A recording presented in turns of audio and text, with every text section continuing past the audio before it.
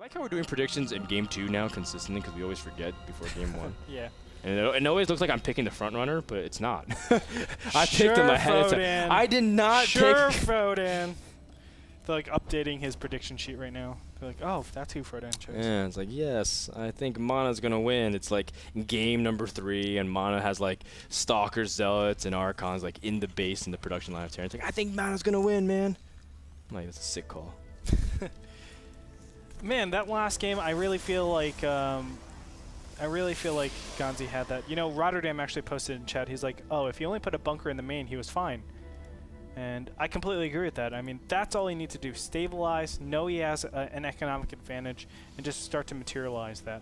He had been so far ahead because all of a sudden, once you put bunkers in the main, you're actually saying to yourself, I'm good defensively, so my Banshees can be used offensively. And whenever you use Banshees offensively, you're going to really limit their macro, their economy, pretty substantially. So you're going to have that economic advantage no matter what going into that mid-game. And I feel like Ganzi really missed out on that. One thing to note as well is the fact that he did a Ninja expansion, and Mana still didn't know that it was a Ninja expansion. So he could potentially use that yet again this game. Just something else. Yeah, Ganzi's been doing these Ninja expansions for a while. Remember his series against Huck? Did the same exact thing. Huck found it out, and basically from there, Huck was able to pressure nonstop, almost similar to how Mana versus Ganzi happened in game number 1. With that, I think on Entombed Valley, what do you think Ganzi picked Entombed Valley for? Is it? Do you think his early game builds is that strong? Because Ganzi does tend to play very greedy in TVP right now. Like, he's going for triple command center, he's going for command center first. And for someone like Mana who loves putting on aggression, man, I'm not really sure if Ganzi's going to be able to play this kind of style consistently against Mana. Yeah, I feel like Entombed Valley is very interesting in terms of TVP. The styles that we've seen, you know, we've seen very aggressive styles, which is sort of counterintuitive. I should say aggressive styles from the Terran, which is sort of counterintuitive because you always have to attack up a cliff. A lot of times when you choose Entombed Valley as Terran, you're thinking, when am I and how am I going to actually do aggression into the main wall attacking the 4th base? Yes, I said the 4th base, ladies and gentlemen. That's really far into the game. Because the fact of the matter is the 4th base is jutted out here. The main, of course, has a lot of openings. You can actually come behind here and even snipe the 3rd base and the main base. And it leaves a lot of options for you to actually engage against this 4th. And that's one of the greatest things, I think, part of TVP. The mobility of the Terran army, the ability to actually kill Nexuses pretty fast with Marauders. You're able to really exercise that mobility problem that Protoss has. So Ganzi really isn't the type of player that loves to do that, to love to go into endgame. And I feel like that's really weird that he would pick a map like Entombed Valley. Oh, man. Mana's doing the same build he did against Tasia on Entombed Valley in GSL. 4-gate. Which is a 4-gate, a raw 4-gate, although he's going double sentry with the 4-gate. That's kind of interesting. I guess he's anticipating one of the bunkers, but Ganzi, is he really prepared for this? How does I mean, Command Center first can hold off the 4-gate, Andre, but is Ganzi preparing himself for it? He's double gassing. Yeah, everything's gone wrong for Ganzi so far. He accidentally canceled one of his barracks. He also was kind of delayed with getting his bunker out. But the one thing that he does have going for him is the fact that this command center has been down here for a while. That means his SCVs are actually a lot more plentiful than normal games. If you go 1-rack command center, you actually have a lot less command center, or a lot less SCVs on the bottom ground, just because, obviously, your command center hasn't been up for that long. So that's one thing Ganzi has going for him. Maybe he can go ahead and just repair that in time. But what just happened? What? Mana's expanding. This is the same build he did in when he played against Tasia, where he drops an expansion, but he goes for an attack. And it's really like a huge committed attack. I kind of want to compare it to like the roach pressure that like Hyun loves to do, where he's like sending out a lot of units, and if he sees an opportunity, he keeps making more roaches. But like if not, he just goes back economically, and it does kind of gimp the mid game for Protoss more than Zerg, because Zerg can make more workers, but. Mana's control on this kind of attack is always very sharp. Second bunker going up for Ganzi. Will he have enough? Oh, the Marines are trapping themselves very close to the bunkers, and that's going to force a very easy way for the Stalkers to pick them off as well. Ganzi's second bunker does finish. Mana will be able to actually even, I think, hug the left side and still attack some of those depots if he really wanted to. Really nicely done with Ganzi. That's what it comes down to. I mean, great positioning. Nice job getting the second bunker. That's so intelligent. And he's incorporating Marauders now. That's going to be so helpful to defend against this. More importantly, this is the key building that you have to get whenever you're defending.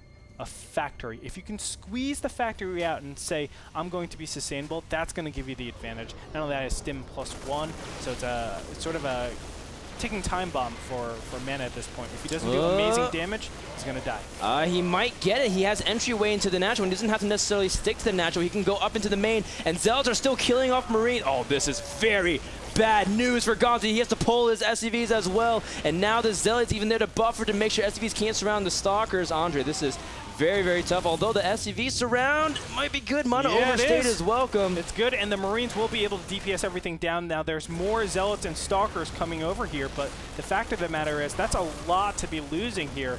And yes, his SCV count will be pretty harshly dwindled, but if he can just sort of sustain until he gets out to that bunker, he's going to be looking great. Great micro coming out from Ganzi. Look at that. Whole position micro, which is so effective against Zealots. He's actually going to disable those Zealots from actually getting forward. And look at that, Ganzi stabilizes. Great job, because look at that. Stim finishes, +1 finishes, and we have ourselves a game, ladies and gentlemen. Mana is significantly farther behind, though. Look at his tech. He doesn't even have a second assimilator. Yes, he does. Second assimilator over here, but 4 assimilators at the same time, and he doesn't even have like a robo. We're going to see probably 2 medevacs get pumped out, units surging over to the opposite side of the corners, and Mana probably suffering some significant losses while Ganzi taking his third base. If I had to predict, just saying. I think you're right in a sense. Mana's tech is very far behind, although I think I still think that Terran can't really move out into the middle of the map. Sure, they have stim, but they don't have, like, combat shield is only like partially upgraded and doesn't even have concussive stuff, so you can't even catch units really if they're placed smartly. Although Double Forge upgrade is such an interesting transition, because normally we see like a Twilight or a Robo, and Mana really wants to improve the strength of his gateway units, and he's still not even throwing any signs of tech, so he's just going to warp in more units. Yeah, and he needs to cut corners. That's the only way to actually get back in the game. I mean, you can't go Robo at this point, I think. You have to stick with Twilight Council as he's going right now, but getting the 1-1 is kind of saying, well, I know you're ahead in upgrades. You should have been getting +1 weapons this whole time, so I need to catch up in upgrades, and by the time you actually come to my front door, I might be slightly ready. I'm going to assume that you have no capabilities of actually going Banshee, so let's not get the Robo. Let's go straight for the Twilight Council, and then eventually, because you need observers, sometimes preemptiveness is better than reacting. So I like the Robo choice in that regard, but will Ganzi be able to do damage right now? That's going to be the big question. Denying the third base is a great decision. Yep. Picks off a pylon or 2 for free, but Mana, nope, don't do that. I'm trying to see if he's trying to see if he can get very greedy and cut off the units, but needs to. He doesn't have any mobility. With these 2 medevacs being there, that's like the riskiest thing to do. Going around the rocks, all of a sudden, you know, 20 supply actually gets picked up, moved over here. You might even lose your forges. That's scurry. Yeah, and then the game gets way out of control. But you know, Mana showing restraint, very nice. It's going to also start squeezing out some observers, really focusing on getting basically a really strong gateway unit count. But a huge stim from Ganzi. He's going to force a lot of his units to get trapped. Pick up. Needs to pick him up and immediately evacuate here, but we see Ganzi dropping back and still trying to go back in the fray. 1-1 finish just in time to make those Zealots have some more durability with Guardian Shield. That's right. Charge on the way. Charge is going to be so beneficial. I love the High Templars that are going to be pulled out of here. You know, High Templars, I have to say, probably one of the most underused units in the early game stages, and I feel like High Templars are the best way to possibly go, because it really forces Terran tech to really go all over the place. Normally, for Terran, they need to get those medevacs out in time. They're not ready for Ghosts super early on, so if you can really stress the Terran gas, force them on a mainly Marine army, it's actually very beneficial because the High Templars can actually feed back all of the medevacs. That's a lot more that they have to... Gosh, come on, Andre, think. Because there's so many Marines, there's a lot more units that stim, so you're actually cutting into a lot more of your HP in your army than normal. And honestly, Terran don't have the ability to actually go that many medevacs because they're busy getting Ghosts. Well, double drop in the back here, trying to see if he can draw mana out of position while Ganzi can snipe the third. A classic misdirection for any TVP. Bite. But there goes the third base. That's really unfortunate, and Ganzi's just going to stim directly out of here. Oh, no, he's going harder into the paint, man. He's going to also drop onto these forges. Oh, if he snipes those forges, Andre, how huge would that be? But it's going to get cleaned up. Yeah. I mean, these two I was doing it for the dramatic effect. I know. What if he sniped those forges, the Twilight Council, and the Templar Archives, and the Cybernetics Corps? I did that once in the game. It was beautiful. Like Protoss was in the middle of the map and pushing, and I had a drop clean up all those things. Oh wow. Yep. Because he had an Artosis pylon on it. Artosis. Yeah. Again, more measures to actually buy Ganzi a little bit more time. He needs to be careful with this because High Templars are out in the field. Obviously, 3 feedbacks would be very devastating, and if he actually has too much mana in these medevacs, he can actually lose all of them right away. Actually, one of them can be just fed back once, and boom, there goes 10 supply. Thankfully for Ganzi, Mana doesn't have any of those High Templars in position, but now he sees the units. That should trigger these medevacs to actually move. There you have it, and now we're going to see the classic base race. Bunkers should be actually placed up here, I would assume. Nice pick off right there. Nice pick off. Ganzi is now in the base of Protoss. That's going to cue Mana to just go for it. Zealots are charging forward. They're not actually charging in synonymous formation, but the SCs are coming in. That's perfect for the Storms. And now Mana's going to be able to chase it away. Bad weather for the Terran is in their forecast, as many Zealots are now charging directly into the fray. Archons are morphing as well. Back at home in the Protoss base, 3 gateways have been unpowered as well as a single forge. So really, Mana is super invested into this, but he's doing a pretty good job. These Archons are cleaning up so much. Zealots are tanking a great amount of damage. And, I mean, Marines are still on 1-1. This is a perfect time for Mana because he has 2-2. Both players are in each other's production line, but Mana also has Templars on the bottom of his ramp. And if he has enough time to build up Storm, which he will, that's going to be the game breaker. Yeah, Mana can actually win this. Again, going into the production line, being so effective. You know what? I really have to call to attention about this. If bunkers are actually put up on the main base in game number 2 now, I think Ganzi would be so far ahead. But Frodan! He doesn't. Oh, well, now he knows. And Mana used only 1 of 4 storms, with plenty more to where that came from. Mana now also doing it, but G was called from Ganzi, realizing his situation, and Mana with a 2-0 victory salvages his day to now 3-2. Mana, great series, well played. And Frodan is 3-0 so far. You're 3-0, I'm 1-2. That's right. You know, I go against this style pretty regularly. And as Terran? As Terran. Okay. I go against this style pretty regularly, and do you know how I actually counter it? It's going to be crazy to you. Neo steel frame. Really? I love you right now. I was just making. I was thinking, what is the wildest thing can I?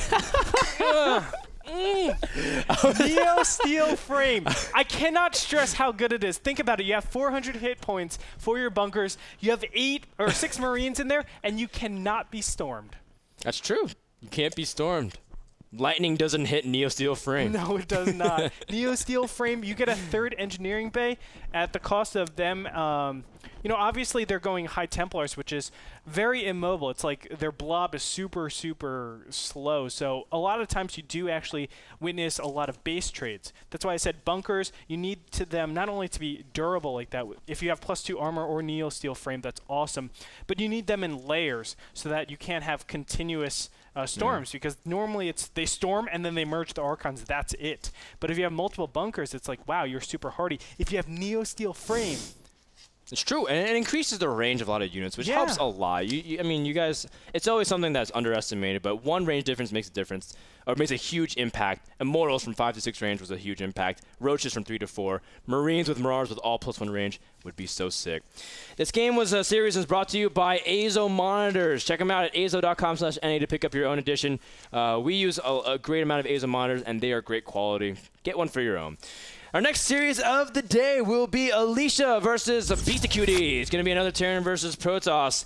More action from Week 6 Division 3 is coming up in just a couple of minutes. Don't go anywhere. We'll be back right after this.